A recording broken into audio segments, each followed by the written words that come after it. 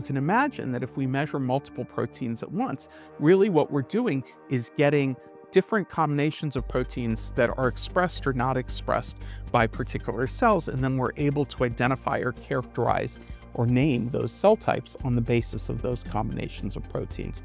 Flow cytometry's high throughput and multi-parametric analysis capabilities make it ideal for numerous applications. Flow cytometry can be used for so many things, for monitoring cell cultures, investigating cell division, or signaling cascades, or the immunometabolism, even morphological changes in cells with the help of imaging.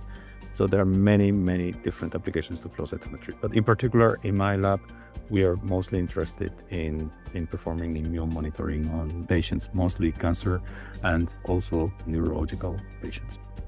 In one recent study, Dr. Garcia Vallejo and his team combined flow cytometry with single-cell RNA sequencing and protein profiling to uncover how specific immunosuppressive macrophages promote tumor growth in metastatic colorectal cancer.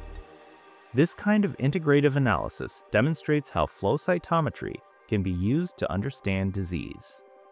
In addition to this, flow cytometry plays a vital role in diagnosing and tracking serious diseases.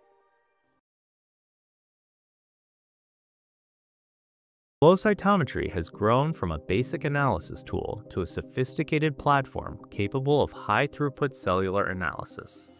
There have been a lot of changes in flow cytometry technology over the last decade to 15 years that have been really remarkable for the impact they've had in the field and for the value that they've offered.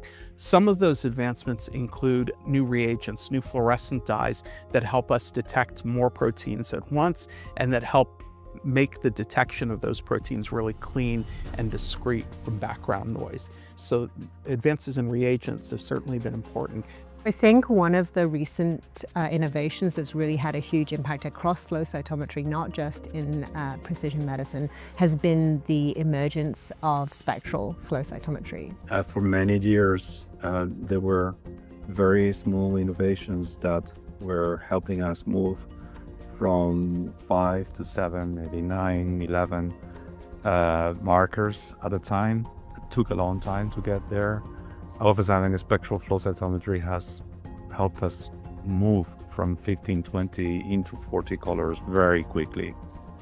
That has been really transformative because it is still very affordable as compared to conventional flow cytometries. Spectral flow cytometry differs from traditional technologies because it captures the full fluorescence emission spectrum rather than just a narrow wavelength band.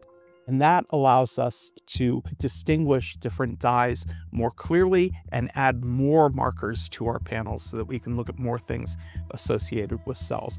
This has enabled people to really expand on the size of panels that they're running in flow cytometry, get a much more granular understanding of the populations they're looking at.